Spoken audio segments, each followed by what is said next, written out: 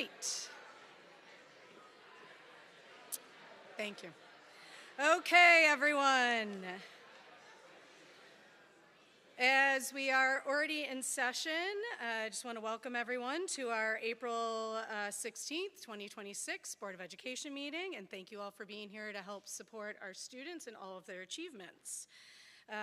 Without further ado, let's move forward so we can get to congratulating and recognizing our students. If you are willing and able, please stand for a moment of silence.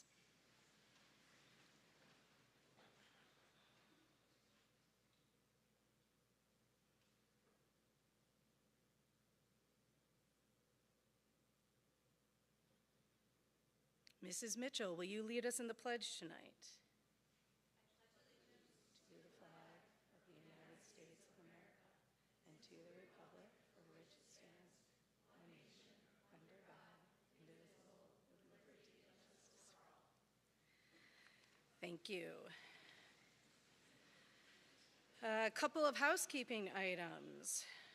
Persons wishing to address the board must sign up prior to the start of public participation.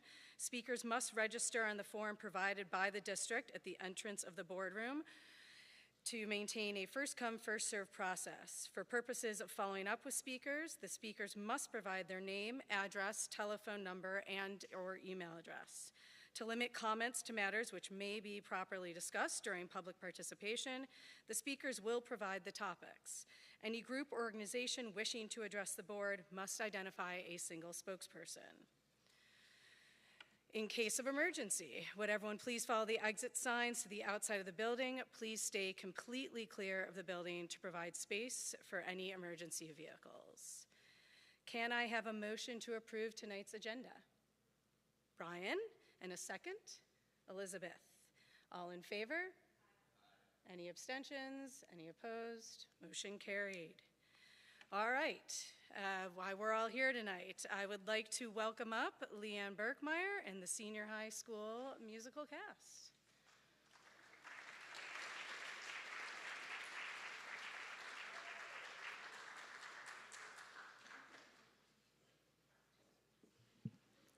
Thank you. First, thank you to the Board of Education and Dr. Terranova for recognizing our cast crew and orchestra tonight. I'd also like to thank my entire production crew. Dave Denner designed and painted the amazing set, also the poster and t-shirts. Eric Dahlstrom was in charge of set construction. Wendy Sentif is our talented costumer, and Karen Mellema assisted with costume design and alterations. Sarah Pascani is our hair and makeup designer. Tim Coughlin is our backstage manager. Aaron Isaacs is our amazing technical director. And Ted Shore is our assistant technical director.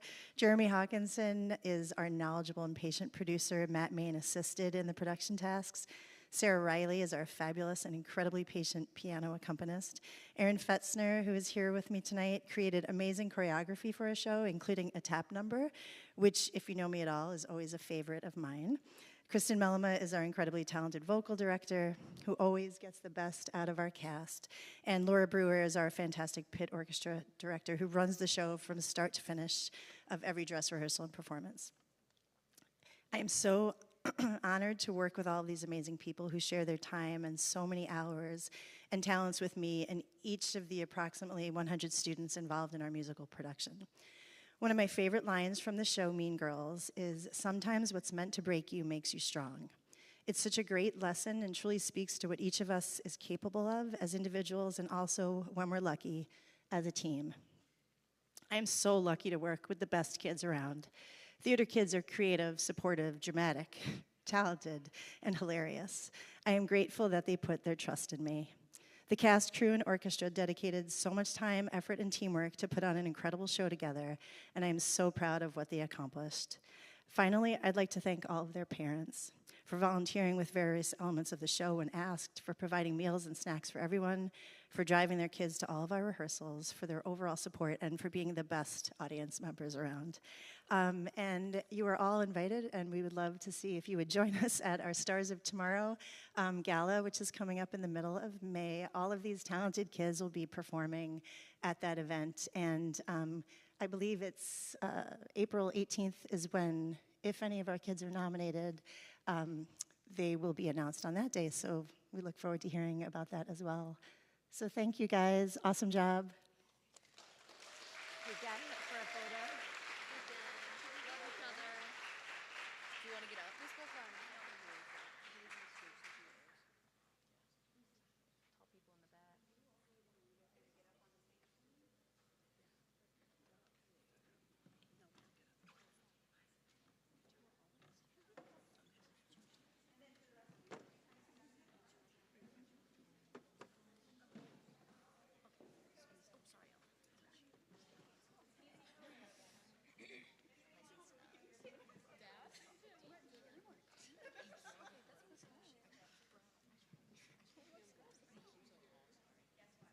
Tall people in the back.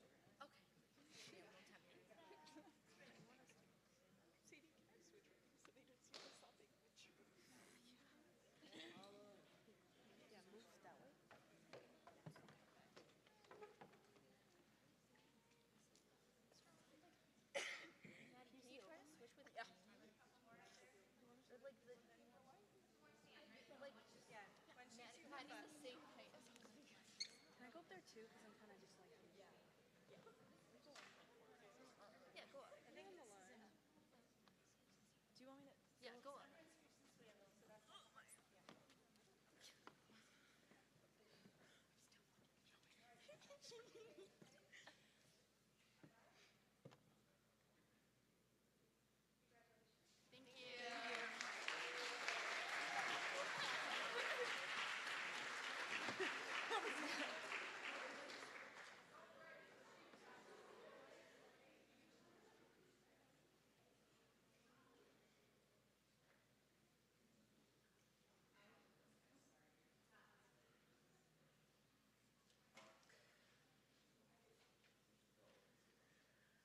All right, congratulations again to our cast and crew and staff of Mean Girls. Wonderful production, and I'm not biased about that at all.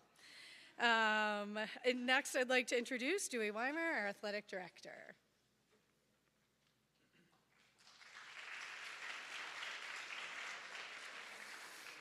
Good evening, everyone. I'd like to thank Dr. Terranova, the Board of Education. Thank you. Administration, staff, fans, and families for your continuous support of our athletic programs. I'm Dewey Weimer. I serve as champion courage, respecting resilience to empower others. Some resilience happening right now. We just had a 40-minute lightning delay out there, so I'm a little wet and just got the teams back out in the fields. Special thank you to our coaches. They continually put the person before the athlete, and I really believe that Victor's a special place because of that. They also develop a culture of belonging, meaning everybody has a role and feels valued in that role. And if you ever watch our athletes, they grow throughout the season. They come in fantastic student athletes in competition, but they continue to grow from start to end. But last, and certainly not least, I'd like to thank our 38 student athletes we're representing tonight for their championships. Let's give them a round of applause.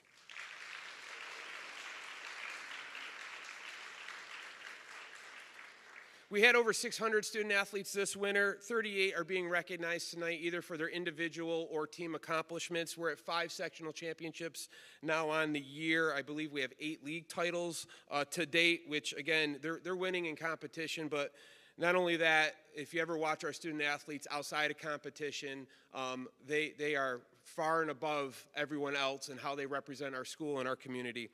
So first, I would like to welcome up our bowling champions. Coach Fodor wasn't able to be here tonight. He's coaching a game, but I'm going to have Coach Law and Coach LeBrake come on up, and all of our bowlers who are here representing. Please come on up.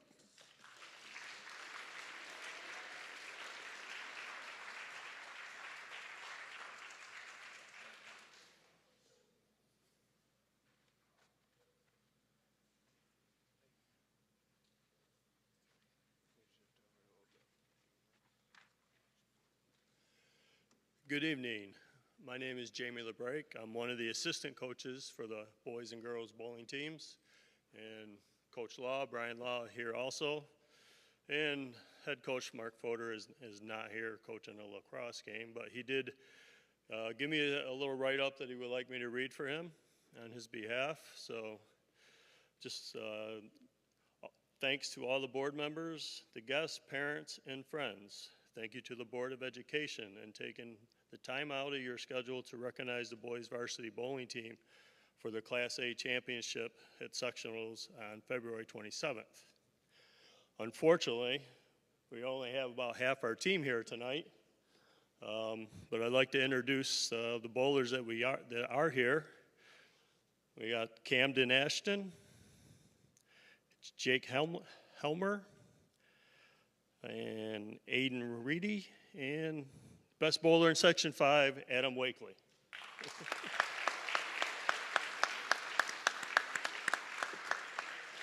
Some of the other bowlers that aren't here, Noah Kabiska, Caden Ernst, Donovan Lupiani, Gavin Masser, and Adrian Spencer. Their total for the championships was a score of 61-81, taking the title by 51 pins over Webster Thomas. This team's accomplishments are not solely bound on their sectional championships. This team placed first in the annual Newkirk tournament over the Christmas break. It also was a tournament we won 2 out of the last 3 years.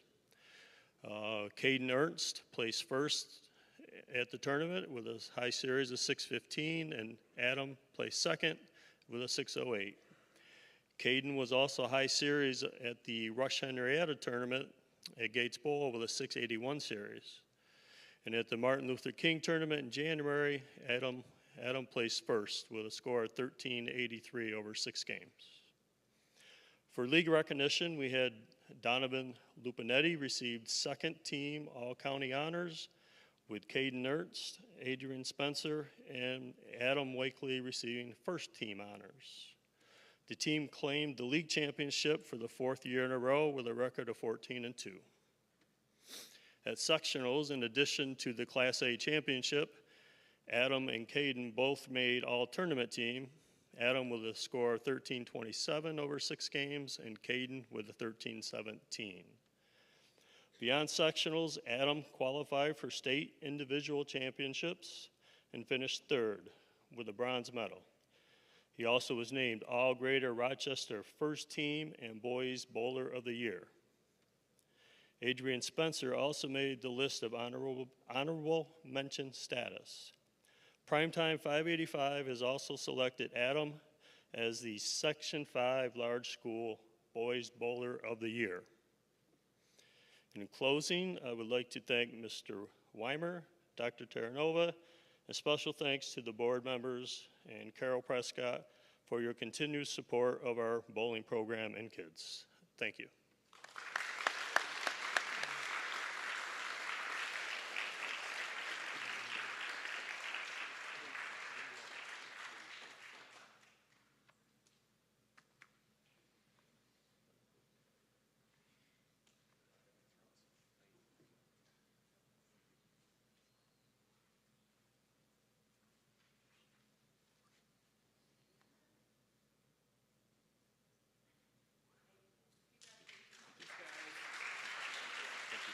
Adam, hold here real quick. Is that better? All right, always working over here, always working. All right, before I let Adam sit back down, I thought it would be important to recognize him in the fact that I believe, and we've looked back, he might be our only dual sport varsity athlete that was able to represent the school in 2 state championships. So he was part of the composite team for the boys bowling, and he made it to the state championship for swimming. Swimming is a grueling sport. He's been doing it for years, and this is the first time he came back and decided he wanted to represent Victor. So I just wanted to recognize him for that amazing accomplishment. Congrats, Adam.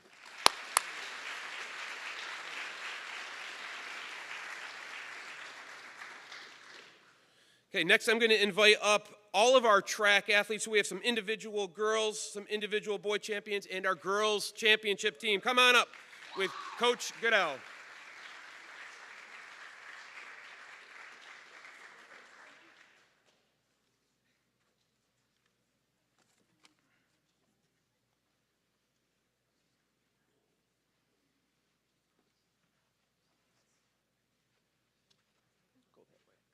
Go that way.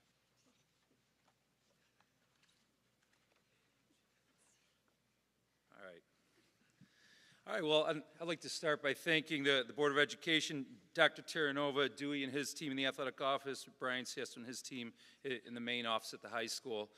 As you can see, we are a large program. We sponsored about 145 varsity athletes and another, I believe, 70 modified athletes this winter. Our program continues to grow and be one of the largest here at Victor Central School. And again, we can't thank the amount of support we get from the district to keep and give us the resources that we need for training and supports along the way. So that is much appreciated from myself and my coaching staff. On the note of my coaching staff, I'd like to thank them. They are some of the best people to be around our athletes. We have nothing but great things to say about them. Jerry Odell, Ryan Horst, Ryan Ellis, Jen Parks, and then our modified staff as well. So thank you for the hard work that they put in during the season. On a sectional note, we obviously are here to celebrate our team, and the ladies up here did an outstanding job this winter. Along the way is some highlights, as well as our two individual champions on the boys' side. We'll get to you guys in a minute.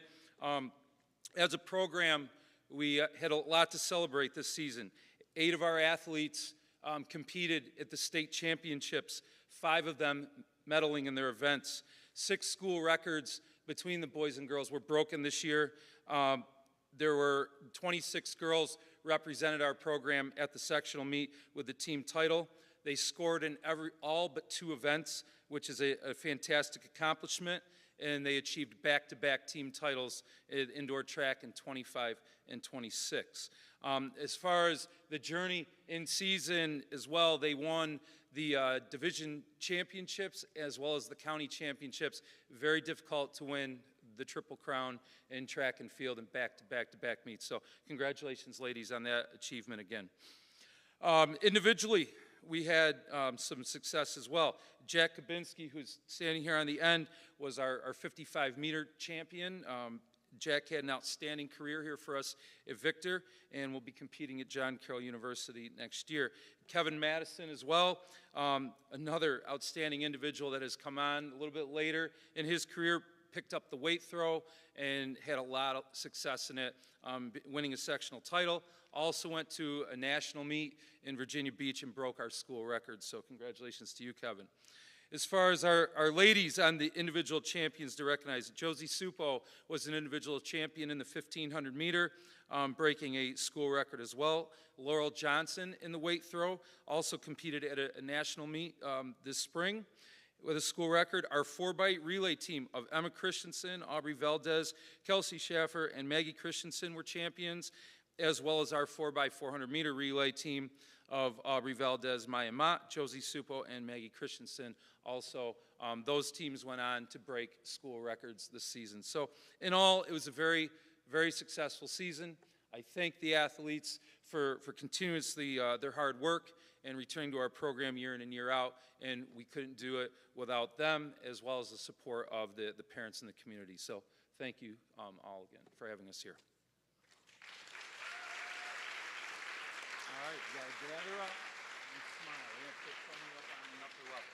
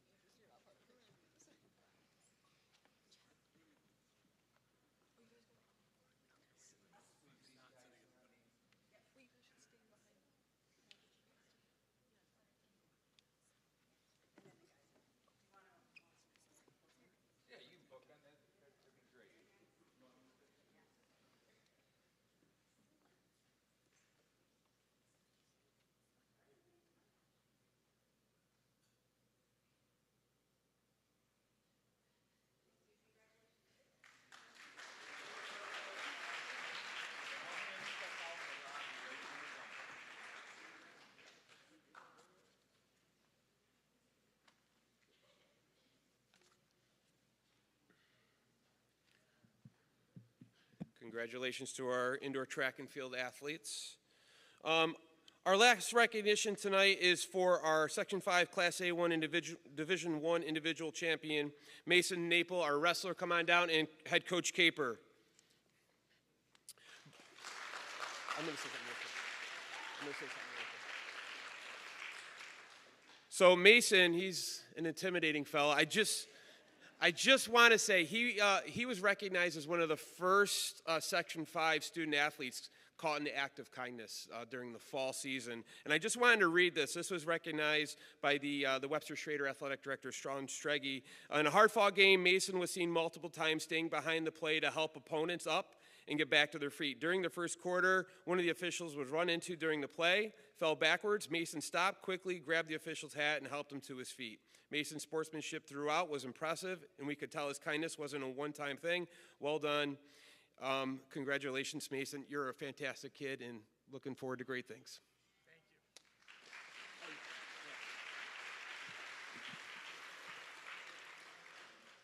Good evening. I want to thank the school board, Dr. Terranova, athletic director, Mr. Weimer, and our building principal, Mr. Siesto, for the invitation in recognition of our wrestling program and the accomplishments of Mason.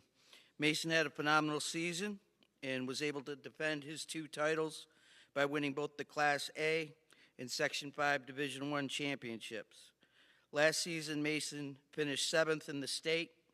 This year, he entered that tournament as the 8th seed and was able to surpass that by finishing in 4th place, once again capturing all state honors. Mason was also recognized as first-team All-Grader Rochester for his efforts this year. Mason also excels on the football field. He was All-Grader Rochester and was also named the Section 5 Defensive Player of the Year. Next fall, he'll be suiting up for the University of Buffalo, where he will continue his academics and athletic career at the Division I level. Mason is from an outstanding family. He is a pleasure to coach, and he is a young man of high moral character. I want to personally thank him for all he has done for our program, and I know you'll all join me in wishing him the best in all that he does in the future.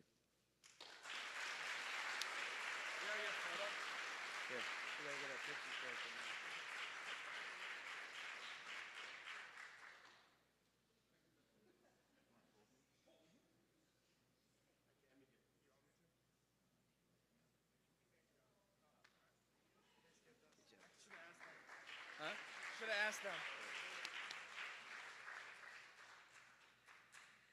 Congratulations to all of our athletes tonight on this recognition, and to all of our seniors.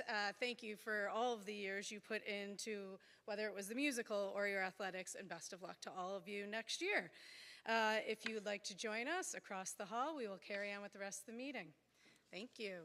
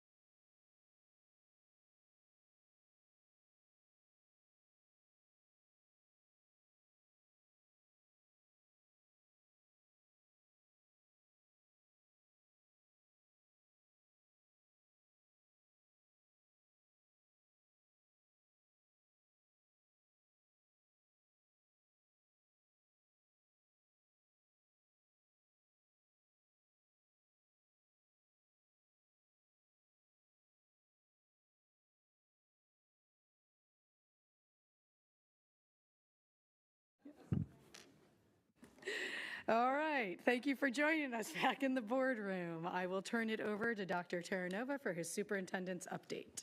Thank you, Mrs. Kostecki. Just a few updates. First, I want to recognize our own David Passero, our Assistant Superintendent for HR, who has officially earned his doctorate in educational leadership this morning.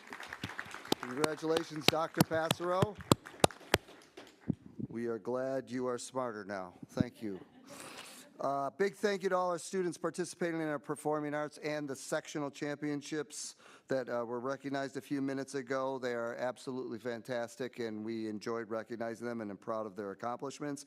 Also, I need to give a quick shout out to Kelly Papajohn, who received the Volunteer of the Year Award at our March Superintendent's Conference Day for her amazing work in our community, especially her efforts with supporting both youth and VCS athletic programs. She's also an amazing bus driver who does so many different things for our community, and we were glad to recognize her as Volunteer of the Year and appreciate everything she does for the Victor community. Also, a huge thank you to our Board of Education, also Christine Griffin, our Assistant Superintendent for Business, and the VTA leadership for collaborating together to advocate for fair and appropriate funding in Albany in late March. We were thankful for New York State Senator Pam Helming's leadership. She was able to secure a meeting with not only herself, but with New York State Senate Education Chair Senator Shelley Mayer. We had a face-to-face meeting with her, which is rare to have an educational chair of the New York State Senate sit down with a respected senator from the other side of the aisle with one school district, and that was us. So we met with her for about 35 minutes, and it was a very productive meeting, and we are continuing that relationship. Also, a major thank you to Jeff Prestrito, who is an outstanding special education teacher in our district, but part of the VTA, who went with us on that trip and did a fantastic job articulating the reality of being a special education teacher and having the right staffing support and financial backing to do the job at a high level. Our goal is to convince lawmakers to make adjustments to the special education formula to accurately reflect the cost associated with educating students with complex needs. In addition, we are trying to involve our political leaders to help us solve the unsustainable increases in educational health premium costs. So this advocacy is critical, along with all the community partner work that we've talked about for the past few months, to really try to help us with our need for more revenue and also sustain expense increases. So we're really proud of everyone who's done that. And lastly, very quickly, a huge thank you to our own Kate Selleck, Superintendent Secretary and Board Clerk, for her work setting up 33 separate meetings with staff and myself for this spring. These meetings are voluntary for staff, but they help me gain a much better perspective of what staff's feeling, both around what's going well and what needs to be improved. But if you've ever set up 33 meetings before, it's not easy to do, and just greatly appreciate Kate's leadership in that. So thank you. Thank you, Dr. Terranova. Item number 5, public participation. Although the board's work is open to the public, this is not a meeting with the public. At this time, privilege of the floor is offered to those who have signed up to speak. The chair will be happy to recognize those of you who wish to speak. When you approach the microphone, please identify yourself before presenting your thoughts. Individual comments will be limited to 3 minutes, and the total time for this portion of the agenda will be limited to 30 minutes. Please note, issues related to specific school district personnel or students must be brought to the attention of the superintendent of schools privately, as they are not discussable at this venue. Thank you. Speaking tonight, we have Elliot Bowerman on campus sustainability.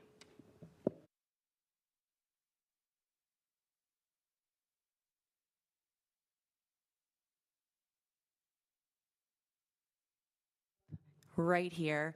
In fact, I am the 8th generation Bowerman of Bowerman Farms, and this is actually formerly a farm.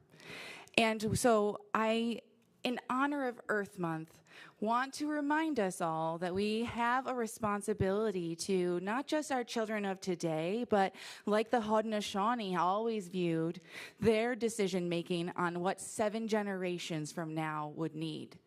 And as we think about the rising heat, the rising cost to cool these systems, the lack of water we're experiencing, except for today, of course. So I hope we're gathering that rain. But our students are going to face things that, a world that we have not lived in before.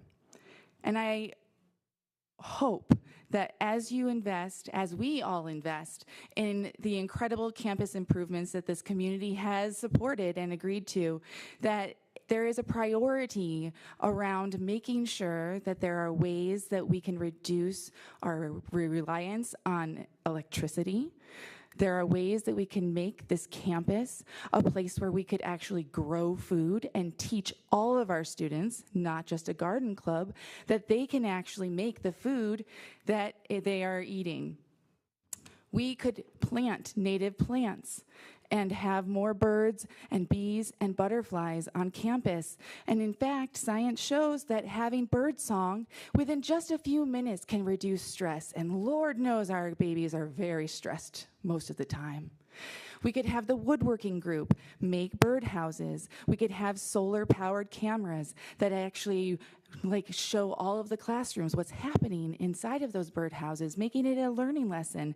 And in fact, maybe even the elderly would want to come and help with the garden. There are ways that we could be partnering with local farmers or Cornell or FLCC to use this land, the parts that we're not using, differently. I know that we are going to be investing in air conditioning, and I don't know all of the plans for the buildings, but air conditioning isn't going to work if the power grid fails. And just today, 2 NYSEG employees told me that the power grid right now is at capacity. So there is going to be billions of dollars invested in increasing that. But in the meantime, our rates are going to go through the roof, and there will be blackouts, and there will be strain and stress, and our students will boil in the gymnasium again. So think about shade. Think about solar power. What if you covered all of the parking lots with elevated solar power? You could do that, and then you would actually have a power source. You would be providing shade that would reduce the temperature because the parking lot is just really holding on to all of that heat. And it would actually help in the snow and the rain.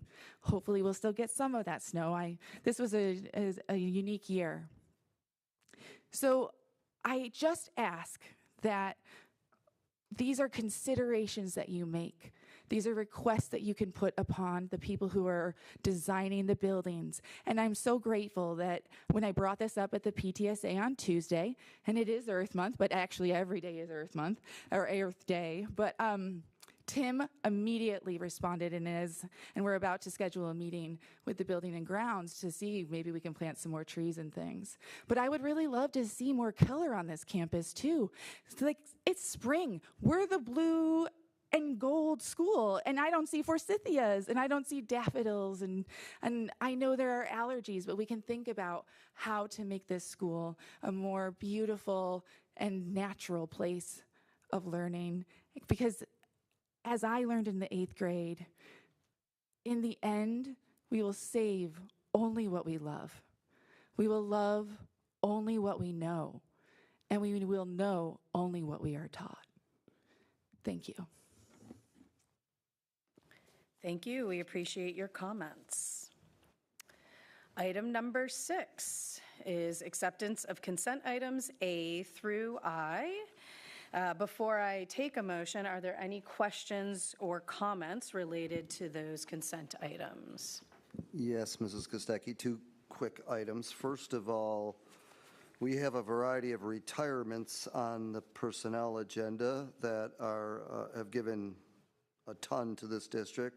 They include David DeWitt, Senior Maintenance Mechanic. Now, the good news with David is he's still going to end up working with us, but he's fantastic. We have Jerry Vaughn, Bus Driver, Linda Bacino, Teacher Aide, amazing nurse Kim Spitzer from the high school is retiring, Marianne Buckley, a mainstay in multi-age at the elementary level, is retiring, Christy Rydzinski, who started the potluck dinner for ENL, is retiring. Julie Merges again, a person who's spent years teaching kids mathematics at the high school and has done a fantastic job, and elementary teacher Stephanie O'Shell, who has also had a huge impact on kids throughout her career. So it's a huge loss to us, but I wanted to recognize all of our retirees.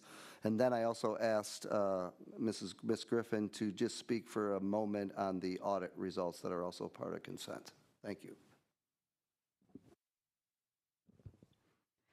Good evening. On the agenda tonight is acceptance of our internal control cycle audit for the 24-25 school year. It's focusing specifically on functions within our transportation department. And also you'll find the approval for the associated corrective action plan for the findings and recommendations from that audit. EFPR Advisory Group presented the report and findings at our March Audit Committee meeting. This audit focused on fuel and inventory, and while the auditors found no material loss or missing fuel, maintaining rigorous internal control safeguards our district assets. So the audit confirmed that our fuel controls are generally effective. However, it identified specific areas for improvement. Invoice pricing, the Office of General Services through New York State, that fuel pricing site was updated and moved.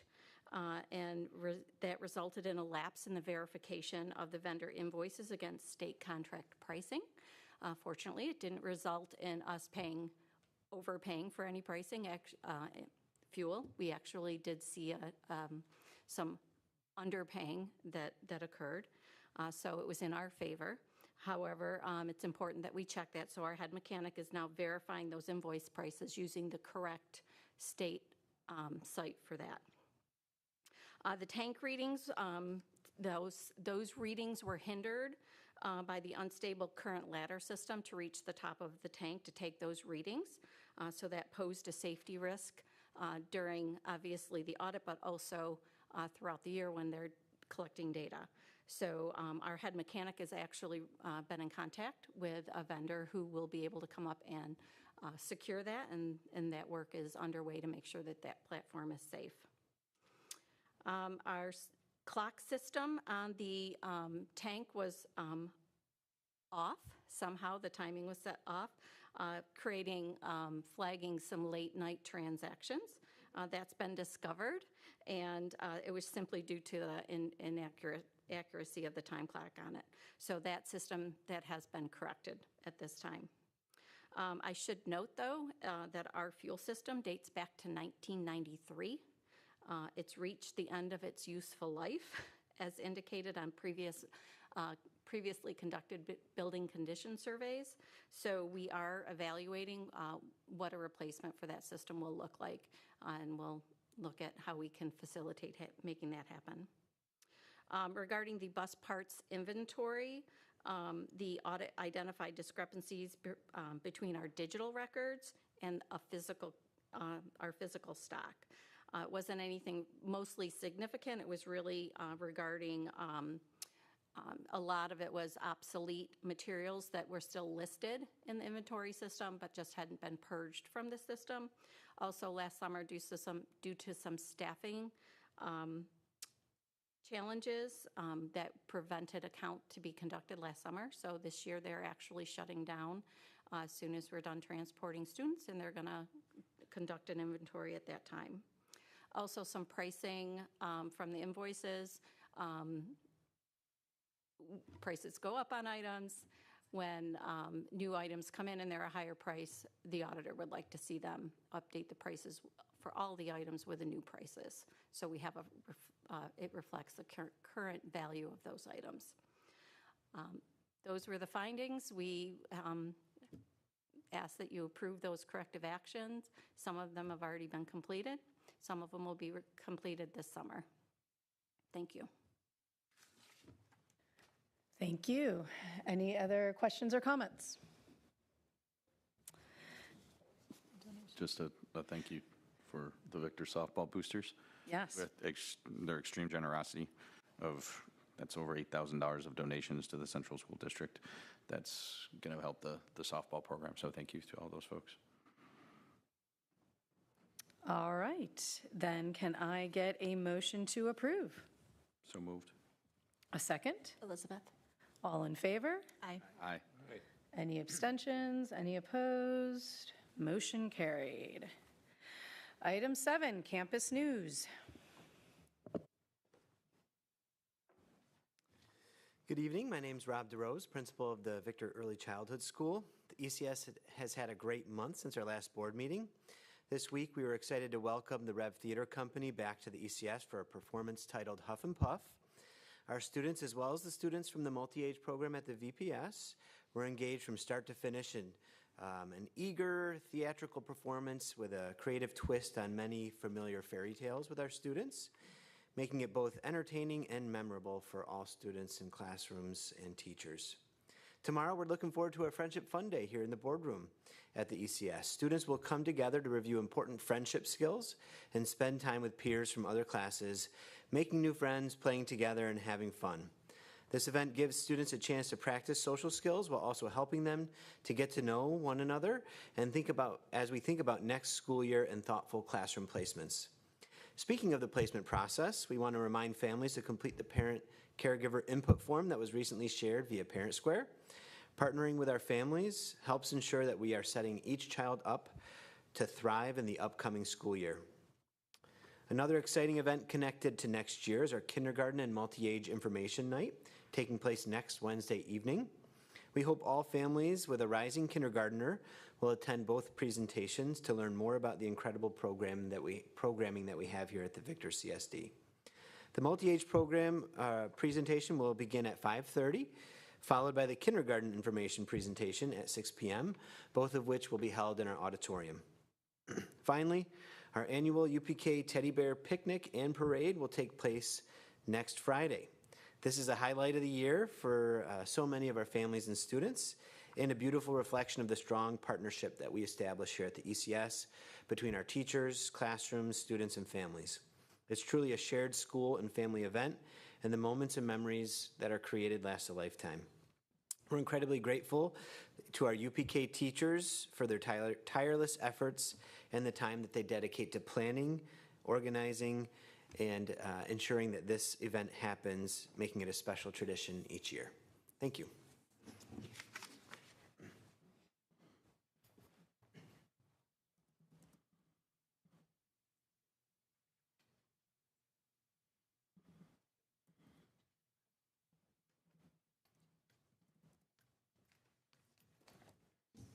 Hello, I'm Amanda Byrne, principal at Victor Primary School. In April, we are celebrating the power of community, and tonight I'll be highlighting just 3 things: our Day of Caring, New York State ELA testing for our 3rd graders, and our continued work with our PTSA. On April 10th, our school community came together for our Day of Caring. It's an initiative led by our CARES Council to provide students with a meaningful opportunity to contribute to both their school and the broader community. So each class participates by signing up for at least one caring act. And the range of options kind of run the gamut from things like cleaning up the courtyard, decorating our conference room, painting rocks, writing caring cards for Serenity House and assisted living facilities, writing thank you cards to community members and transportation and grounds crew. Really a range of opportunities for students to care for each other at our school, the district, or in the community. Many classes partnered with buddy classrooms or welcomed family volunteers. And the day reflected our shared commitment to fostering empathy, shared responsibility, and a sense of belonging. This week, actually today included, our 3rd grade students completed their very first experience with New York State testing. They had their ELA test. In the weeks leading up to testing, teachers and our instructional coaches worked thoughtfully to ensure that all students felt confident and prepared, especially because it's their very first time. This included modeling the testing platform, opportunities to practice using the digital tools, and clear guidance around written responses. It helped to reduce anxiety, build some familiarity with something new, and help the students to really show us what they know. This work, paired with our increasingly rigorous and systematic curriculum, has made our students more prepared than ever before. And finally, I'm hoping to highlight our work with our PTSA. Their generosity and partnership have been especially visible this month as they provided every student in our school with a free t-shirt with our Victor Cares logo on it. We really wanted to have a unifying t-shirt without asking parents to have to contribute financially. So every student got a free t-shirt, staff got them as well, and we all wore them on our Day of Caring. PTSA also developed testing treats for our students as a fun little pick-me-up, and they have begun the significant lift of organizing our upcoming We Deliver school post office, which will be happening in May. Thank you.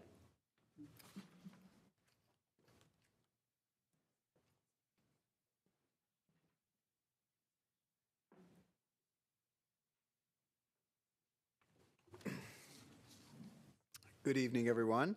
I'm Jim Morrow, and I'm the principal of the intermediate school. This past week, we held grade-level assemblies focused on our character trait of the month, responsibility. During these assemblies, students explored what responsibility looks like both inside and outside of school, including how to make responsible choices when using technology. To bring this to life, students and staff participated in a skit. Actually, I was playing one of the students, and one of our students was playing the building principal, so they got a big kick out of that. They got to wear my lanyard and everything. And during the skit, it really modeled responsible behavior in the classroom, which was both engaging and impactful for our students. In addition, April is Autism Awareness Month, and we are using our VIS morning show as a platform to build understanding and empathy among our students. Through these messages, we're reinforcing a core belief at VIS that everyone belongs. We are encouraging students to show acceptance in meaningful ways by being kind, patient, inviting others to join them, and celebrating what makes each person unique. It's been encouraging to see our students embrace these messages and apply them in their daily interactions. Additionally, our building council has been engaging in a book study of The Anxious Generation by Jonathan Haidt. This book study has allowed our group to engage in some wonderful conversations about how ideas from the book might carry over into our school community at VIS. And finally, our students, similar to the primary school, are wrapping up the New York State ELA assessments this week. We're incredibly proud of the perseverance, focus, and effort that they have demonstrated. This is an opportunity for our students to showcase the growth and learning that they've achieved throughout the year, and they've really risen to the occasion. Thank you, of course, for your continued and ongoing support of our students and our school community.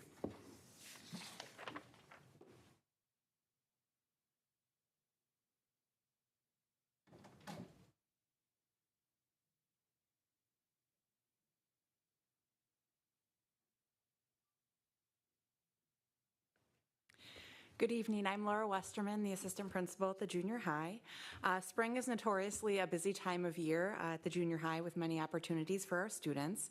Just this past weekend, over 700 students across Monroe, Ontario, Wayne, and Livingston counties participated in the Victor Solo Fest. 92 of our junior high students also participated. Solo Festival would not have been able to run so smoothly if it weren't for the dedication of both the intermediate, junior high, and senior high music department. Our amazing cafeteria staff provided food for all the judges and teachers that were there all weekend. And the members of National Honor Society also volunteered to help run the registration desk and act as runners and judges' assistants. So it was a successful event this past weekend in the junior high. On Friday, April 24th, we will welcome performers from the JCC to the junior high to perform a play called Survivors. The story is based on the actual testimonies of Rochester-based Holocaust survivors. It is a cautionary tale on the risks of normalized hate. The performance aligns with the work our 8th grade students are learning in social studies as they unpack the causes, major events, and consequences of World War II. As we start fourth quarter this week, our staff continues to work towards our building and their PLC goals. Our focus at our Monday faculty meeting will center on our building goal, which is fostering student belonging in our school community. Staff will be making a final commitment to the shifts they will make in their instruction and practice to further build connections with our students. It is just as important now as it was at the start of the year to find ways to continue to make our students feel connected to our school community. Thank you.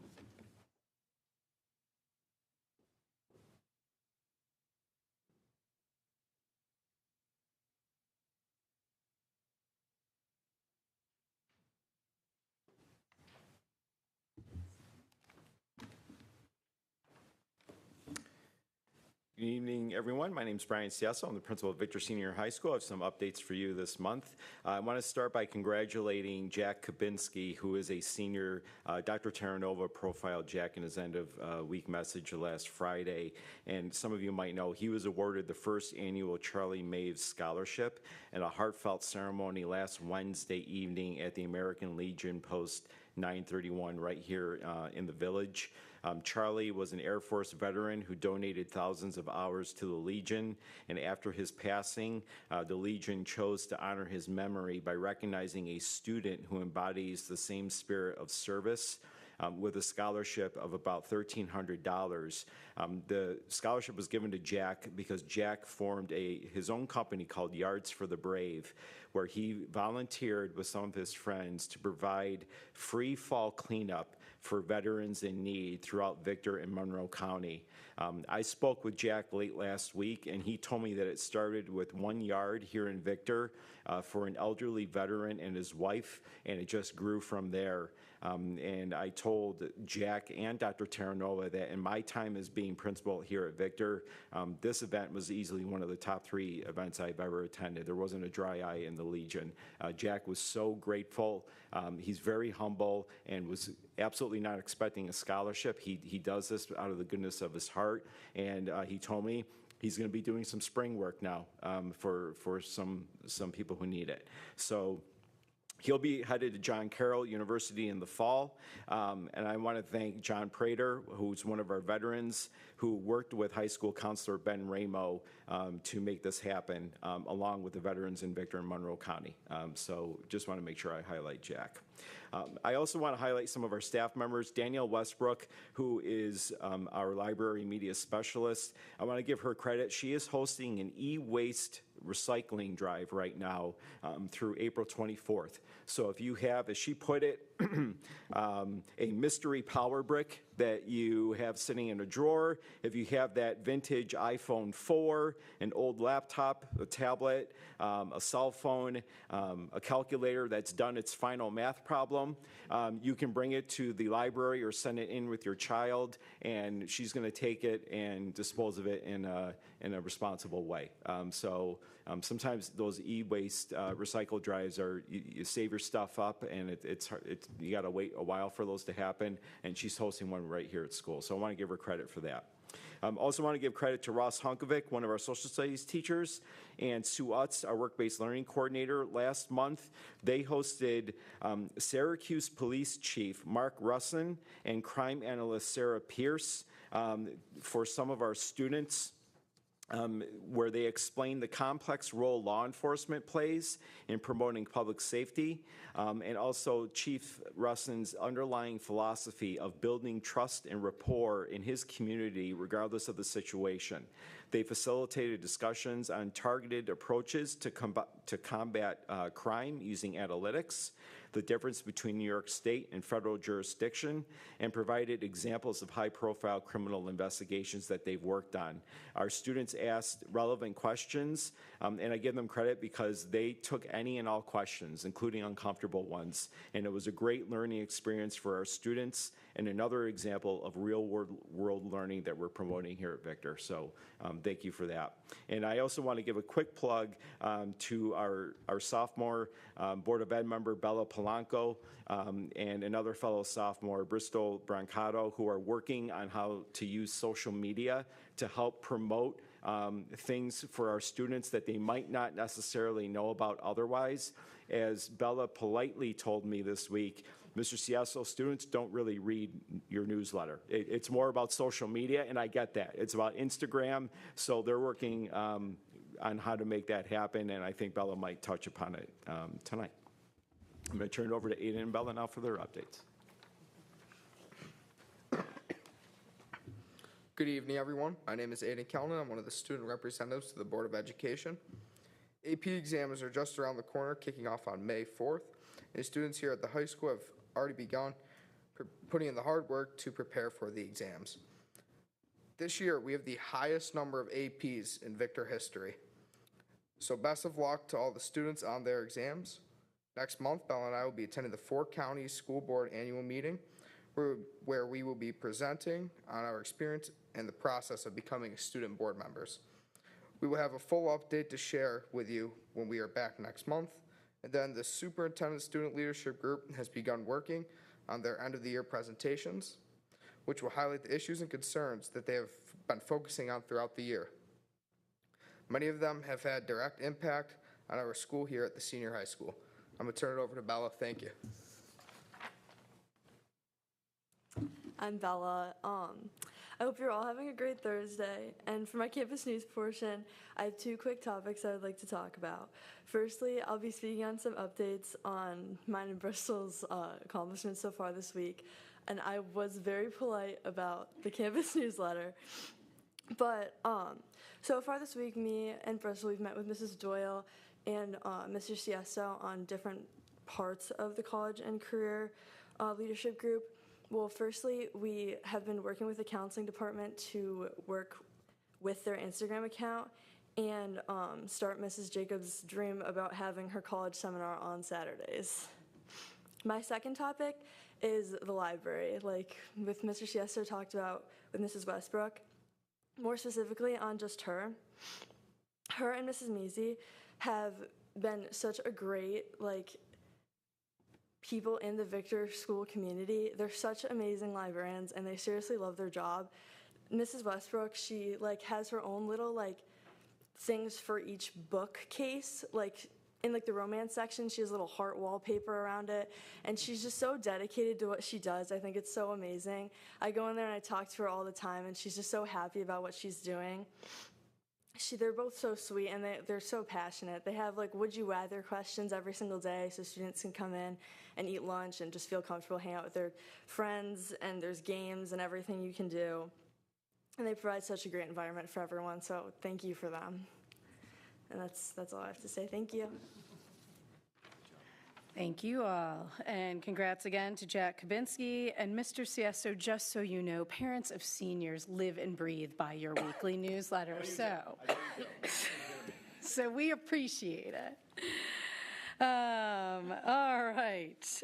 Item 7B, multiple pathways for student success, career and technical education, and VCS with Karen Finter and Brian Siesto. Okay. I'm going to stay up here. We're very excited tonight. Karen Fincher, who is our Assistant Superintendent for Instruction, and I, we're going to talk a little bit about CTE programming. I got you, bud. Thank you. Career and technical education. Tonight we'd like to define exactly what CTE is. I think some people hear that term, but not exactly sure what it means. We're going to talk about those pathways and opportunities. We'll talk a little bit about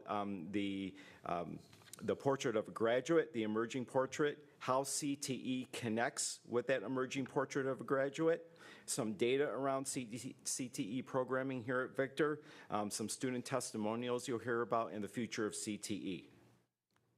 Okay. So career and technical education, what is CTE? This is a focused educational strategy that provides students with academic and technical skills needed to succeed in high growth, high demand careers. Okay, so to put this in context, when some of us adults were in high school, we may have taken electives that may or may not have been related to each other, but we did it to fill our schedules. Until a few years ago, courses were aligned maybe to what students wanted to do in the future. So for example, if a student was interested in going into medicine, they might load up on their science AP courses. If they wanted to go into engineering, they might just take some tech courses. But now, through CTE accreditations, there are more opportunities for students to have a housed, aligned pathway that could lead to an endorsement on a diploma that could lead to more established college and career pathways. And you can see there in some of the industry areas where these CTE pathways are available. Okay, the advantage of CTE, as you can see up on this slide, getting students ready for the real world. CTE is grounded in hands-on, real-world experiences. Later on, you're going to hear from 3 students who are engaging in CTE pathways, each of whom has very different career goals, but all of them are excited for their future. You can see the benefits here of CTE pathways. The students have the opportunity to earn more by getting industry certifications and college credits. They learn by doing and through those hands-on activities, and great graduation outcomes where CTE students have strong graduation rates and great job prospects. This makes learning equitable for all of our students. This is not just about college-bound students and graduates. This is for students who may want to look for more employment opportunities after high school. So this really does open up pathways for many of our students. This quote here is from Deputy NYSEG Commissioner Dr. Jeff Mattson, who said this in October of 2025, just a few months ago, where he explicitly stated the benefit of CTE for our students. Okay, one of the heart and goals of CTE is the alignment with work-based learning, as you can see here in his quote. This is how CTE connects to the Portrait of a Graduate. So this is about holistic education for students, not necessarily just taking exams and rote memorization, because this is about hands-on real-life experiences. This is statewide change that's going to implement rigorous, future-focused, and relevant learning experiences. Now that we've kind of set the stage of what CTE is, we do want to mention what is this emerging Portrait of a Graduate. So a few years ago, New York State commissioned a study and published a report to analyze what students should know and be able to do when they graduate high school. So essentially, how does education today need to elevate student opportunities and prepare our students for the world in 2026? Does graduation have to solely be determined by Regents exams, or are there other ways for students to show mastery and comprehension outside of just exams? So that's what the Portrait of a Graduate is trying to do. You can see here that through the New York Inspires work, which is a product of the Blue Ribbon Commission, that there are basically 4 buckets of learning that students are going to engage in through the Portrait of a Graduate. They're going to have the idea of the Portrait of a Graduate. You can see the attributes there on the symbol, where there's going to be 1 diploma for students. We're going to gradually sunset the requirements of assessment as a graduation requirement. Assessment will still be one component, but not the determining factor of what students will need for graduation. And it's going to redefine high school credits and subject requirements. Now, it's important to note that the Portrait of a Graduate is a pretty broad umbrella, and Karen and I talked about doing a separate presentation on the Portrait of a Graduate, because tonight we want to really focus on that CTE learning.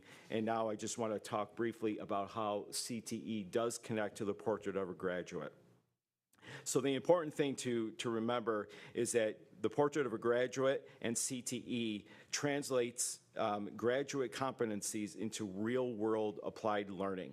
This prepares students for post-secondary success, careers, and civic life, and it aligns notions of the shift to 1 degree, where students can still earn seals and distinctions in a career path that they're interested in.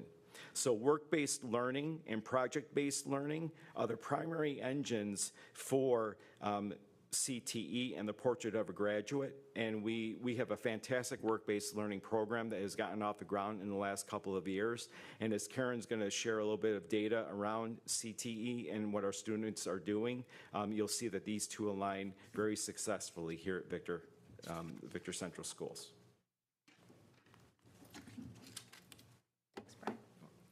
So let's talk about CTE here in Victor. Really, when you think about CTE, there are a few different flavors or types.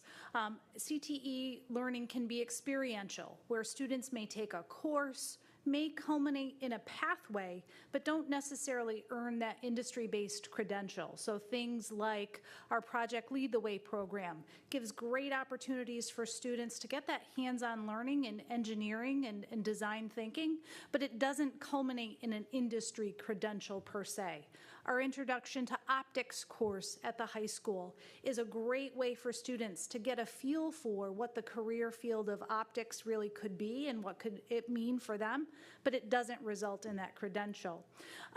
Other school-based experiences like work-based learning are all under that big umbrella of CTE, and we are so thrilled, and you'll see in a moment with some of the data that I'll share with you about how that program is growing. Accredited programs really focus on a course sequence and industry credentials, usually through some form of assessment, but that assessment could be performance-based. So students might have to demonstrate their expertise in the field of culinary or cosmetology, building trades, welding, but they earn that CTE credential through that work. Students can participate and complete an endorsed program without earning the credential as well, depending on their timing, depending on their interest, and what they ultimately may be thinking about as they're progressing through their high school pathway and into the world post-secondary. We are working very hard on our own locally endorsed program, and I'll share more about that in just a minute. And we do have this year our first dual enrollment experience that ends in a credential for students in welding with the students that were part of our first welding cohort in partnership with FLCC this past fall. So some of the CTE programs that we offer, we certainly have a great relationship with our Wayne Finger Lakes BOCES and even Monroe County BOCES. The BOCES offers a variety of 1- and 2-year programs that are both accredited or experiential for students. We have students that engage in our New Visions programs, which is a 1-year exploration in health therapy or medical careers, transportation, service industries, technology, and media. Those are just some of the larger umbrella areas where students can spend that time at BOCES for about half of their day in their junior and senior year, have really targeted coursework, targeted hands-on activities, and even some work-based learning opportunities through that. Here in Victor, as Brian mentioned, we definitely are so proud of the growth of our work-based learning, our opportunities for kids to not only just engage in some initial career exploration, but participate in job shadowing, internships, and even work study opportunities where students are out in the field working, earning money, but able to get high school credit for that experience with some collaboration with their employers. We're so thankful for our FLCC partnerships. The Victor Farmington Finger Lakes Community College campus is right around the corner. We had our students in the first welding cohort this fall go to the Victor campus, participate in that coursework, earn their certifications. We're currently talking with FLCC about other opportunities, intro to health careers, because some of those BOCES programs are in very high demand, and so we want to see if we can offer some other opportunities for our students that are a little closer to home. Advanced manufacturing may be another opportunity for partnership there. Our business management is hopefully our first locally endorsed program. We're anticipating fall of this year that will receive that endorsement from the state. It's composed of 3.5 credits of coursework, a work-based learning component, and certainly some course requirements like personal money management as a part of the expectations from the state for that pathway. And there'll be an industry-based assessment associated with that. So basically, students would take 3.5 credits in our business coursework, participate in work-based learning opportunity, take that assessment, and earn a credential in that field. We offer and have a very popular construction systems course.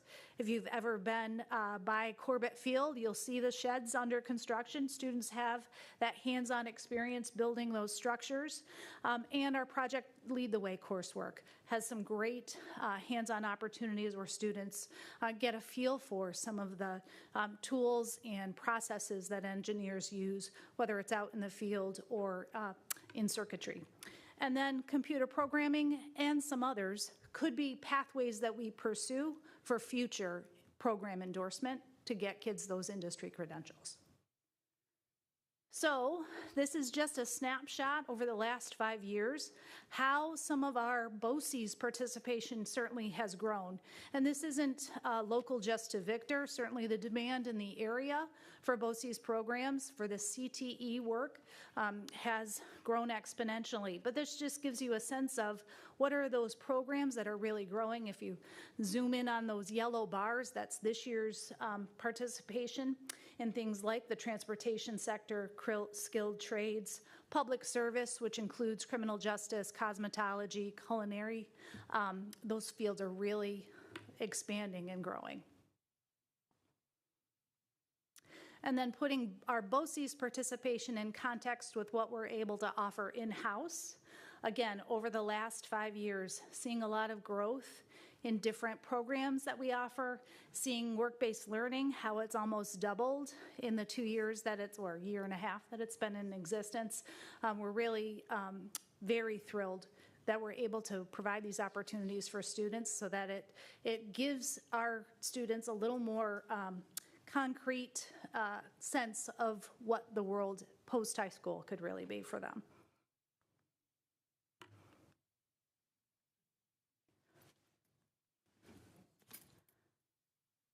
I'm Marcus Cochran. I attend the Wayne Finger Lakes BOCES for Criminal Justice.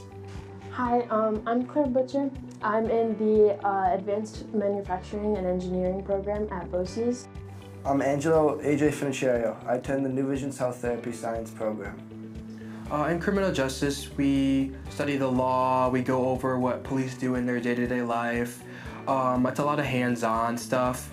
We do CSI work, we do forensics work, which is really in the lab. And we also do PT and DT, and PT is physical training, and we do DT, which is defense training. For PT, we go to the gym in the main campus building, and we just exercise for like 30 minutes, 45 minutes. And for DT, we, in our own building, we have mats, and we practice self-defense skills that officers use. I chose welding to focus on for my senior year. I think this program is great because it really sets you up for a career in welding pattern machining. I'd say it's a pretty good program for if you like hands-on learning and you like learning about law, not just law enforcement, but as a lawyer. We do lawyer work, we do like forensics lab work. So those are big 3 fields you can do. It's not just like field cop work. There's a lot of like steps for law enforcement in there. And if you like hands-on learning, which we do a lot of, I think it's a good place for a student. In this program, we study anatomy and physiology while also shadowing medical professionals.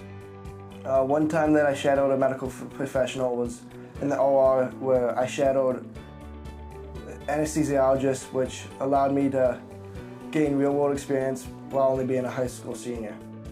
I have an internship scheduled. I had to be 18 for my internship, but the internship that I picked was I'm going to the station in Canandaigua, and I'm getting like a behind-the-scenes look. But I wanted to see like the files, the less fun parts, so I would have a good picture of it for my future. After graduation, I'm attending Walsh University on a biology pre-med track with aspirations of becoming an anesthesiologist.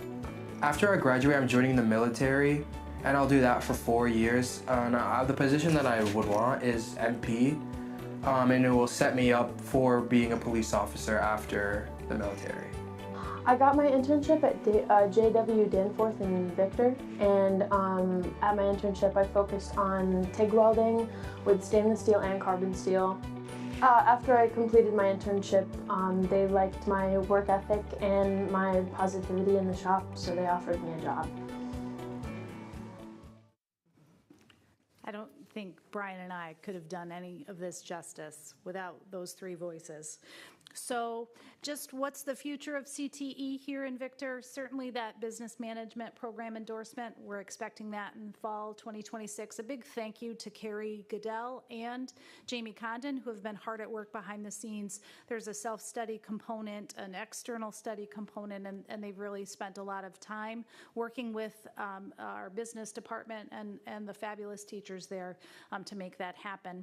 We want to, with that experience under our belt, look at additional program endorsements that we could offer, what partnerships might be able to help support some of those. We're certainly very excited with the construction that's happening and thinking about the development of our auto technology program opening in the fall of 2027.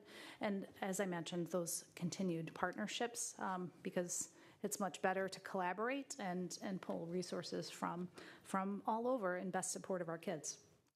So with that, we say thank you, and any questions?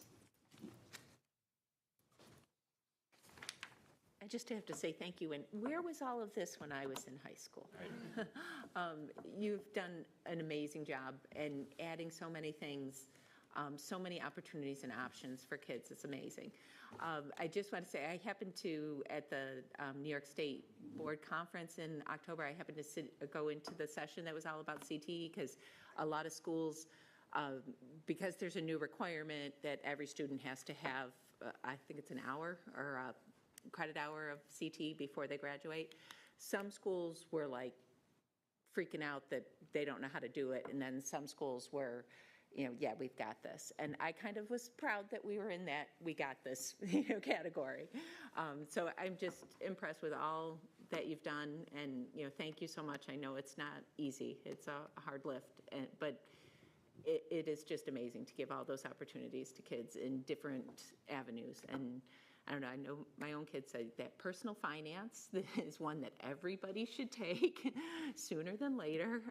They're going to have to. Yes. That's going to, actually starting this fall, we have to guarantee that every student has that by the time they graduate, and it's actually going to rainfall down into the intermediate and the elementary levels as well over the next few years. You're forecasting some of our portrait of the graduate. It's like a preview that you're doing. Yeah.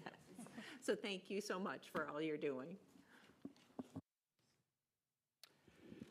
So I have a student at intermediate, and I know most of this is related to high school level, but I want to say that they're taking a field trip to the JA, Junior Achievement, which to me kind of feels like a precursor to a lot of this work-based learning stuff.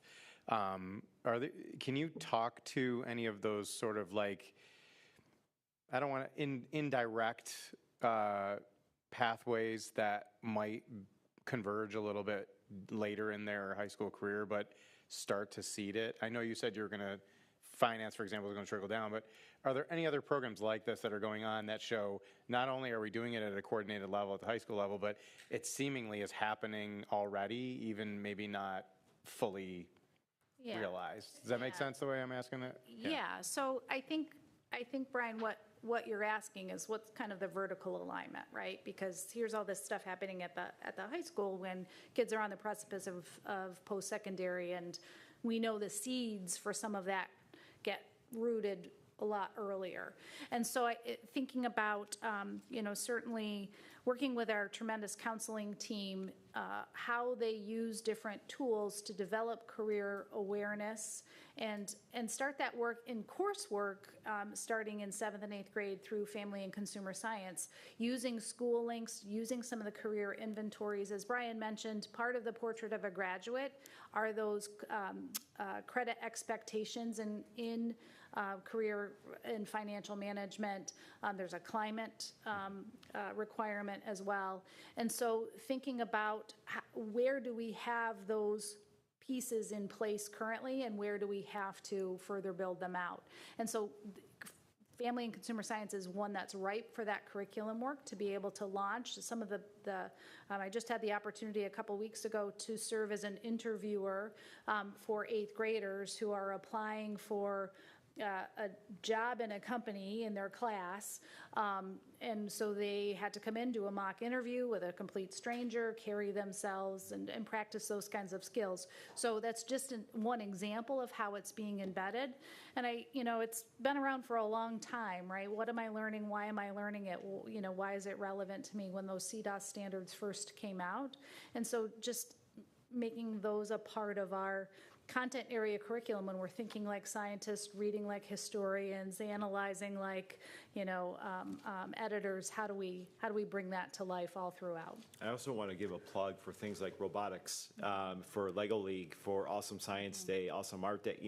Those are things that at the younger levels, those are maybe weekend activities or extracurriculars which are fun to do, but it's actually, like Karen said, sowing the seeds of future engineers, future artists. So even at that age, without saying it's a career path, we're at least exposing students to opportunities that we might, Carol, you mentioned it. Where was this when I was growing up? But it's here now, and this is what we want for our students and for our future. So even those activities have an element of like CTE, work-based learning, portrait of a graduate built into them at very young ages. Well, and I think too, to Brian's point, it's so funny that you said that because I was thinking the same thing, like that vertical alignment. An hour of code is one. The computer science group comes down to the primary school, and I think what's so special and unique about our district is we're all on one campus. So that vertical alignment and that vertical continuum just, I think, happens in a much more natural sense than maybe in other districts, just based on the shared location that we all occupy on campus. But I think it's just so refreshing to hear kids, not that you guys didn't do a great job, you obviously did, but I think like hearing the kids speak and even thinking of ways that they could start to plant some of those seeds for kids as they're, exiting the intermediate school and starting their secondary career. Just to know that, yes, this is the stuff that's offered to you in 7th grade, but when you want to think long-term about some interests that you have, whether or not you go into those as a career, these are opportunities for you here. And all three of those students, they were excited. You could tell that they were excited about their future. They're not taking courses because they have to. They're doing things that they want to learn about. And, Claire, she's got a job right out of high school that she's excited about. AJ wants to be anesthesiologist because he went on a visit. Marcus is learning, he went into the law program, law enforcement at BOCES, and he now is going to go into the military. He's got a very direct vision of what he wants to do, and they're just 3 of, hundreds of students who have this opportunity that are, my goal as a principal, I want students to obviously graduate, but to be excited about whatever their next step is, and this is living proof of it. And obviously not to pile more on, but it gets me thinking about alumni engagement as well. At some point, bringing folks back for a symposium to talk about a career in engineering, or to talk about a career in accounting, or to talk about some of the environmental forestry work they might be doing, or whatever. There are opportunities, I think, to extend it the other way. So, in one breath, I'm advocating maybe more intentionality, pulling it down. We're already really doing that, but again, the intentionality is important. But then the net effect afterwards, too, of this idea of kind of a one Victor community, I think there might be some interesting opportunities there for it. You're shaking your head, so I don't know if you agree or you just want me to shut up. Nope, I agree. I agree completely. Brian whispered, well, thinking about our educator forum that we had a couple weeks ago, Dr. Dave Passero set up this fantastic opportunity for students who are interested in the education career fields. We had current student teachers, current college students, as well as professors and our own teachers as part of a panel. And then the students in attendance could go into the corners and talk, 1-to-1 or a few to one around what some of those opportunities are. And that's capitalizing on some of that. When we had our graduates come back after their first semester away from us in January, we learned so much about what those first 6 months or so out of the proverbial nest, so to speak, was like for them, and how can we make shifts and changes to better prepare them for the world ahead, and making those keeping those connections with them too. So, you're going to be going there for this program. Well, why don't you come back? You can, guest speak in this class or be a part of our sub pool or whatever it might be. But really thinking about what those opportunities might be. Well, thank you both very much. I appreciate it, and thanks for putting up with me.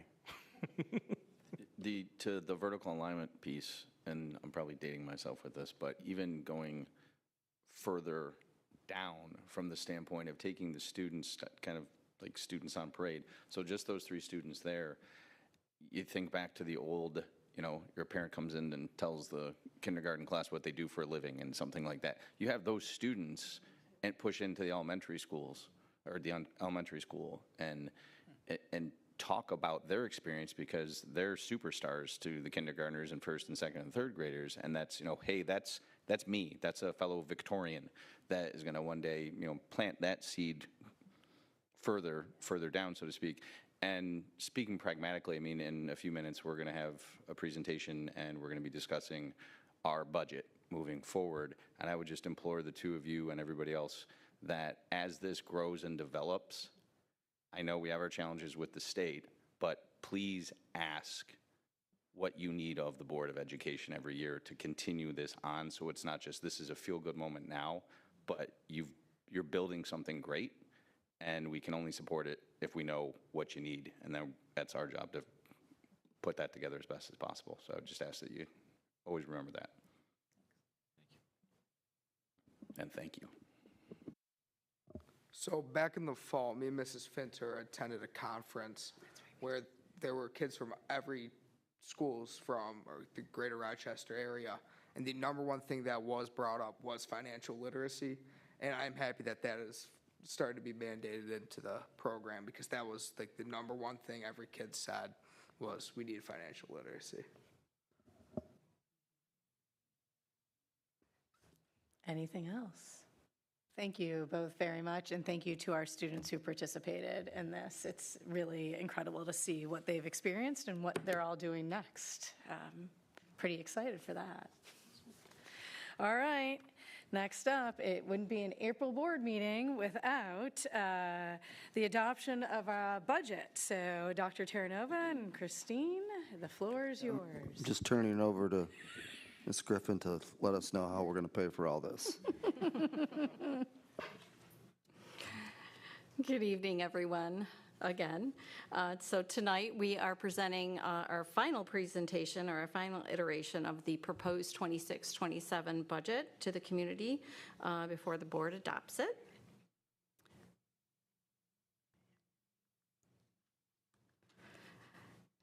Per the New York State Constitution, the state is mandated to produce a budget by April 1st. I don't know if anyone's looking at their calendar. It's past that. We don't have a budget. Apparently today, the state has passed their fourth budget extender, which extends the state budget through April 20th. The holdups apparently are not related to school districts finance, maybe one, but scaling back the provisions of the Climate Leadership Community Protection Act, legislation to reform the state's car insurance laws, which is intended to lower car insurance, and changes to, and this one might affect us, is changes to the Tier 6 of the New York State retirement system, and that could impact school districts. Per New York State's Council of School Superintendents, the legislature and governor continue to show no sense of urgency to complete the budget, and the chance of an April 20th budget adoption is close to zero. So I think there'll be another extender next week. Late budgets aren't unusual for the state. Out of the last 40 state budgets, 10 have been approved on time. So we're not looking, striking a good batting average there. 2019 was the last on-time budget for New York State. So while their timeline can be unpredictable, our timeline is governed by strict legal mandates that ensure transparency to our taxpayers. Following tonight's anticipated adoption, we are required to transmit our property tax report card to New York State Ed Department within 24 hours, and that formally kicks off our public process leading up to the statewide vote in May. So since we presented to you in March, we've had some updates. Our leadership team has been working diligently to sharpen their pencils. On this slide, you'll see two key adjustments that we made that totaled over $500,000 in positive movement since our last presentation. First, we have been able to increase our revenue, specifically BOCES aid, for $300,000. That is directly linked to our dual enrollment COSER. This is a win for both our students and our bottom line. Secondly, in relation to that as well, on the other side of it, we were able to achieve $250,000 in an expense reduction in the BOCES budget. Again, on the topic of dual enrollment. The salaries for the staff that teach those programs were already budgeted in another line on our budget, so we did not need to budget for that on the BOCES expense line as well, so we removed that. This slide is providing you a high-level overview of our expenditure budget. Our total proposed expenditures is $116,316,911. This represents a 5.96% increase from the prior year, or about $6.5 million. While this is a significant increase in number, it's actually lower than last year's year-over-year increase of 6.3%. A few key highlights, salaries and benefits.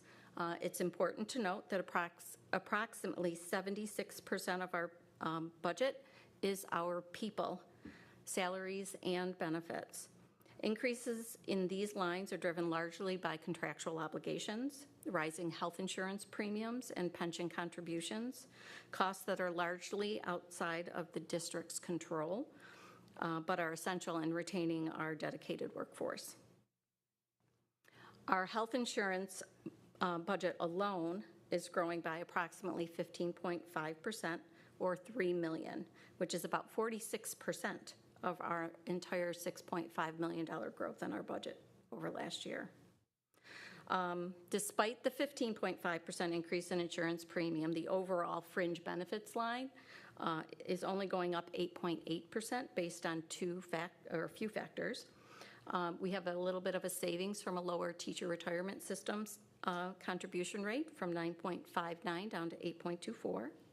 We did reduce our health insurance line by about $575,000. That is the line that does contain our contingency that we maintain in the budget. We always try to maintain between 4 and 5% of our budget and contingency to accommodate for any unexpected expenditures in the next year's budget. And if at the end of the year we don't use that, we like to have that available to us to put into our reserves. We did reduce that in next year's budget.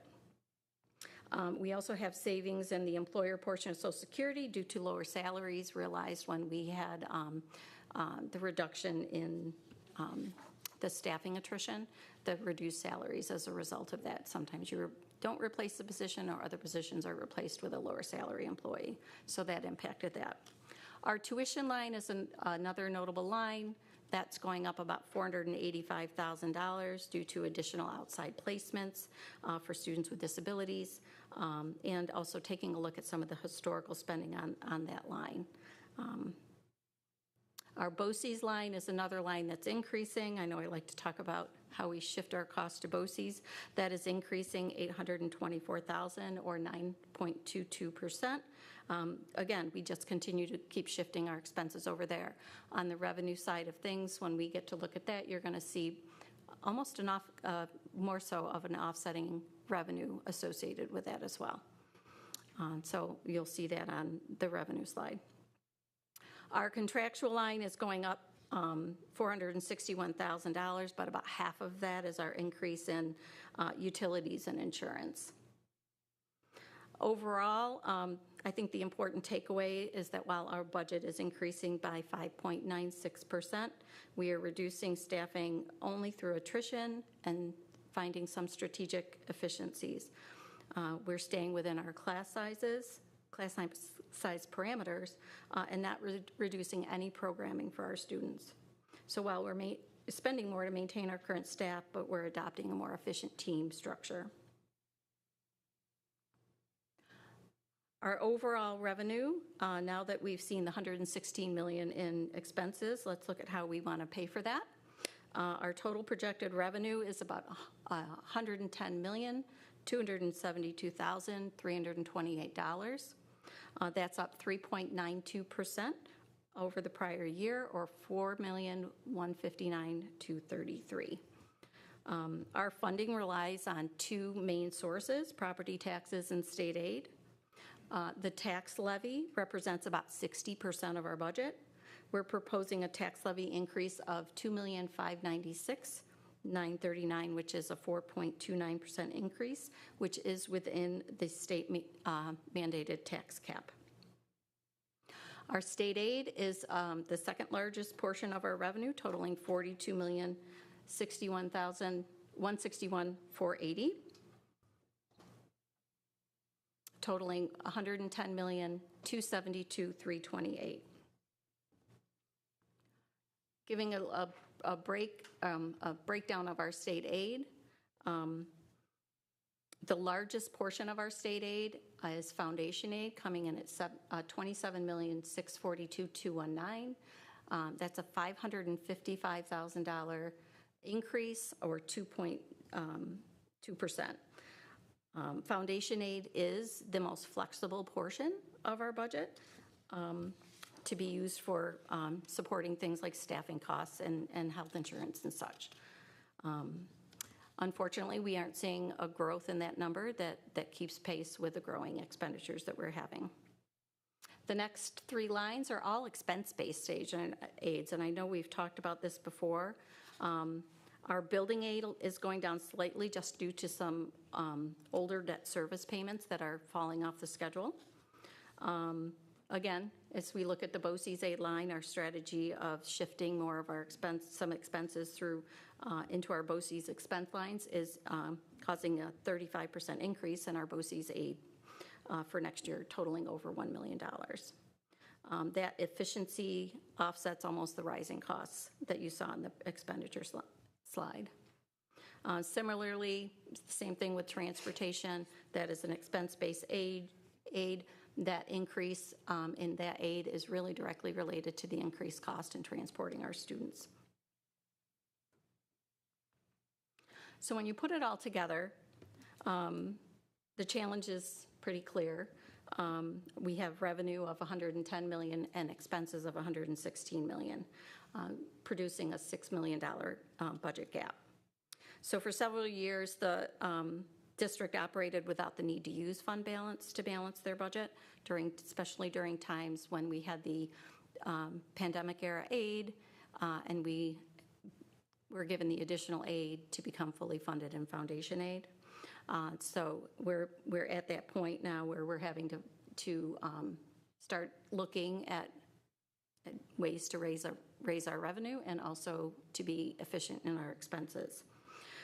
So the increased use in fund balance really is a result of that structural jaw. We have mandated expenses like salaries, healthcare, special ed costs, BOCES costs. They're growing at 5.96% overall. In comparison, our revenue is only capped this year. It's 3.92%. So that is fund balance is bridging that gap this year. But that's not sustainable long term. So the future ramifications of using fund balance and increasing our fund balance to balance our budget. It's like using your personal savings account to pay your monthly electric bill. It works in the short term, but it's not sustainable. Again, I mentioned that expenses are growing at a larger rate, creating a compounding structural deficit.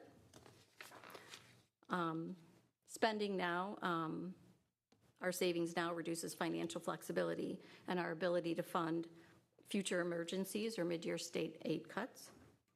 And when we keep money in our reserves, it earns interest. If we spend it all to plug a budget gap, we lose that ability to grow our reserves passively through interest income. Our path forward involves reducing the use of appropriated fund balance from $6 million to below $5 million next year, ideally $4 million, through fiscal discipline, capturing efficiencies and finding every possible savings in the 26-27 budget year, to ensure that we don't have to rely so heavily on one-time funds. The less we have to rely on fund balance to balance our budget, the more we can use those savings to bolster our reserve accounts. The reserves help our district save for future unexpected financial demands, capital projects, or equipment expenditures, thereby mitigating the need for tax hikes. Reserve funds are vital for financial stability and long-term planning. On the agenda tonight for approval is the 26-27 budget in the amount of $116,316,911 to be voted on by the district voters on May 19th, 2026. You will also see on this year's ballot our annual budget proposition for our fleet replacement, totaling $1.5 million. These are 8 diesel buses that are financed over 5 years. That generates transportation aid, one of the expense-based aids we talked about earlier, a consistent replacement cycle for our vehicles, maintains safety, and keeps our expenditures and aid at appropriate levels. Upcoming dates on our budget calendar: Tuesday, May 5th at 7 p.m. at the Junior Senior High Performing Arts Center is our budget hearing and a meet the candidates night. Tuesday, May 12th from 3 to 7 in the district office is voter registration for those who have not already voted in the registered to vote in the general elections. And all this is culminating out to May 19th. From 6 to 9 is voting at the Early Childhood School Boardroom. Right here is the vote and the Board of Education election. Additionally, transparency is not just about sharing numbers at a board meeting. It's also about being available to answer your questions. So over the next month, there's going to be several opportunities to learn more about the budget and answer questions, ensuring every member of our community understands the plan that we've put forward. At this time, if anybody has any questions. I just want to add one thing, that the $555,000 increase, I believe, in foundation aid is approximate because of what Christine said at the beginning. They don't have a budget yet. So we are hypothesizing that we're going to receive a 2% increase in foundation aid. That $555,000 is the 2%. There's a slight chance we could get less than that, which would mean we'd need more fund balance. There's a chance we'd get more than that, which would mean we'd use less fund balance. So I just wanted to make sure that was clear, that that was an approximate number and could change. Correct. Christina, I think I unfortunately know the answer to this, but is there any recourse for the districts in the state of New York with the state consistently kicking the can down the street as far as the budget being on time for the planning purposes? Because I can't imagine we're the only district that could potentially be hamstrung because of the lack of preparedness of the state. And it just seems, maybe we have no recourse whatsoever, I don't know, but it feels a little unjust. I'm not aware of any recourse. I think if we had some, I think some advocacy would have been done, and since 30 out of the last 40 have not been on time. So they got it right when we had a global pandemic. They stayed on time. Yeah. So no, I don't think that there really is, and it really does hamstring districts into making decisions that based on estimates. We do get a governor's budget in January that kind of provides a little bit of insight into where things might shake out. So we go on that. Some of the things are formula-based, so unless they're changing and there's conversations about the formula, some things we can count on. I'm pretty confident in the transportation, the expense-based aids.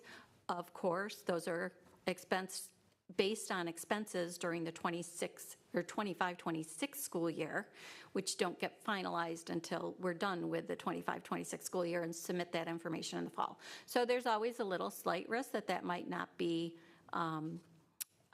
as much as we think it's going to be, but it's pretty close. We do provide estimates to the state our full, what we expect our full year's spending will be for those expenses. So we're pretty close on those numbers. It's that foundation aid that's, unfortunately, we don't know for sure.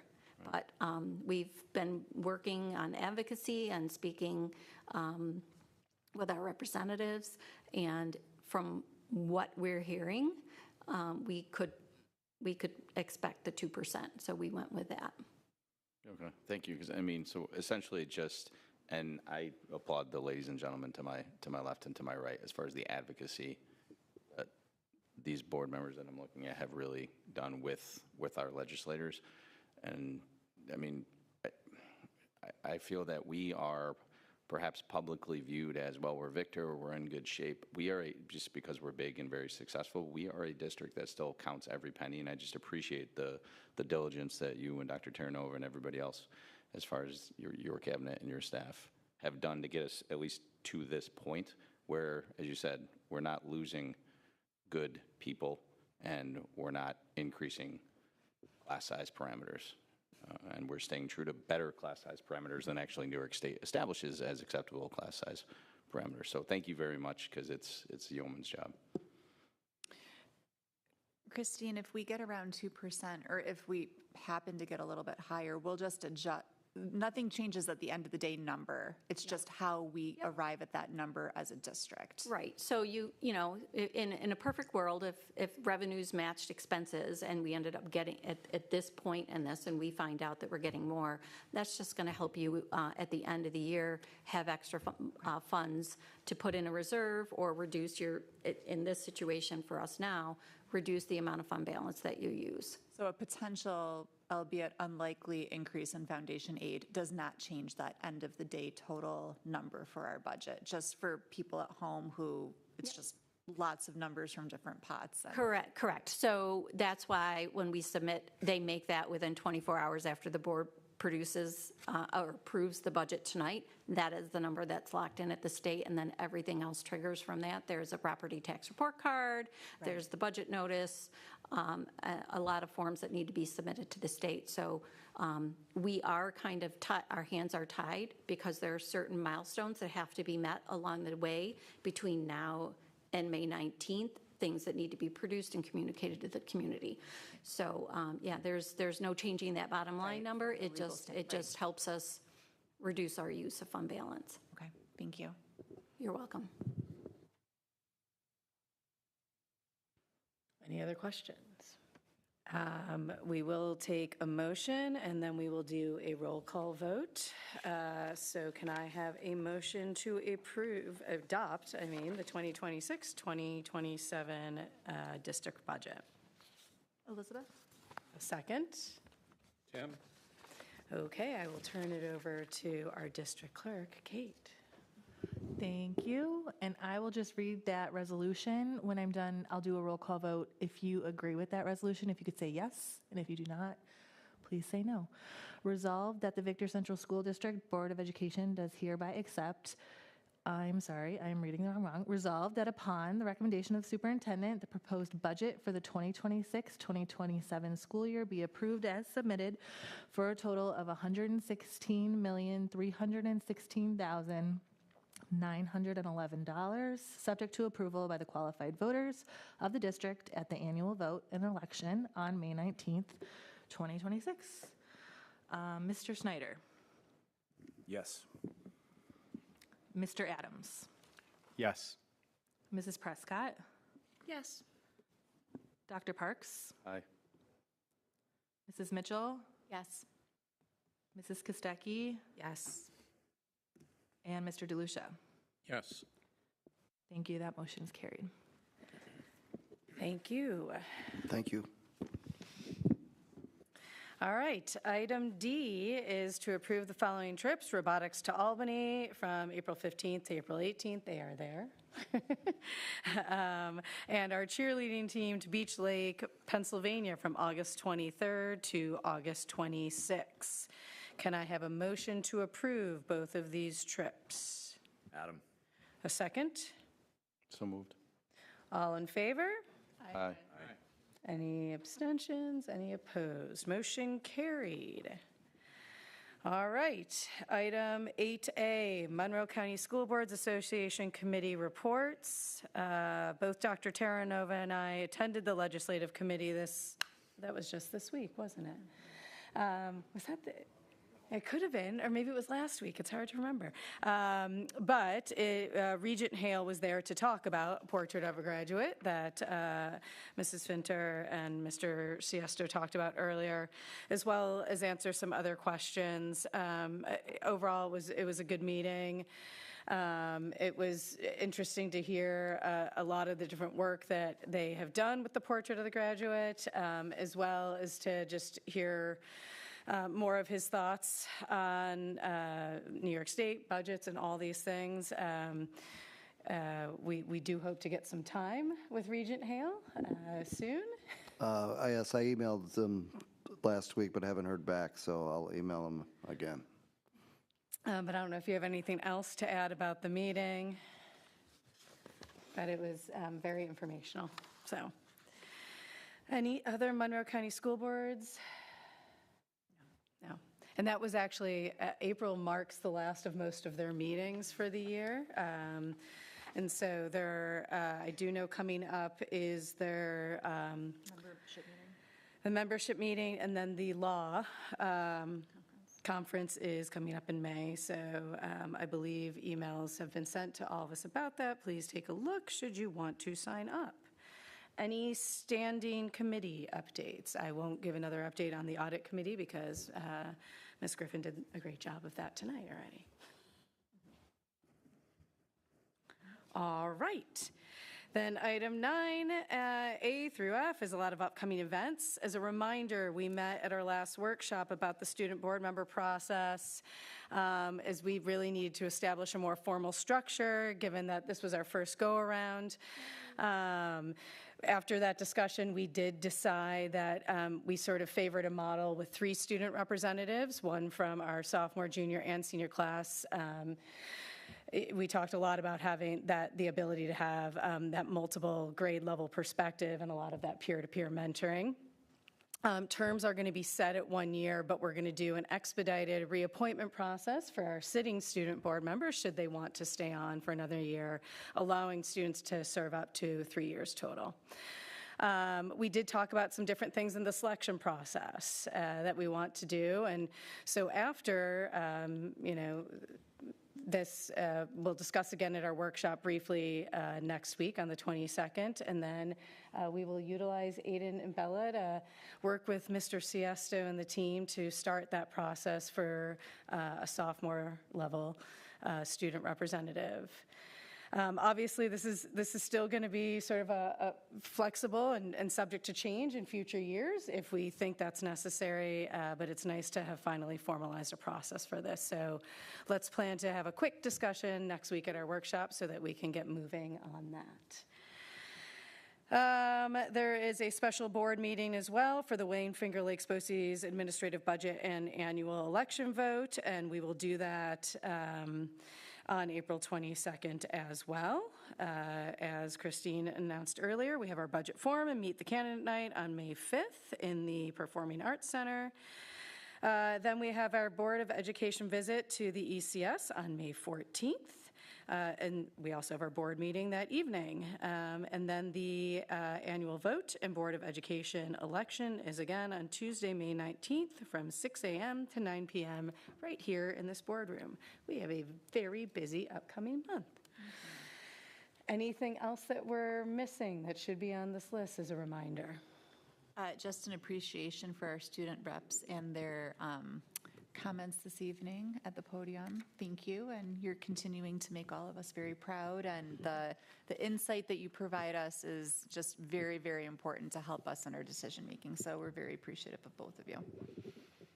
And excited to hear both of you speak in a couple of weeks in May as well.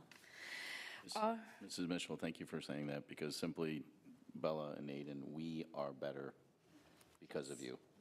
And for the people prior to this who perhaps never turned on a board meeting and didn't realize we didn't have student representation, I'm glad it was something that was pushed forward out to all the school districts. And we are better because of you, so thank you very much. Agreed. And we hear about it often from a lot of our legislators and others who have gotten the opportunity to meet both of them.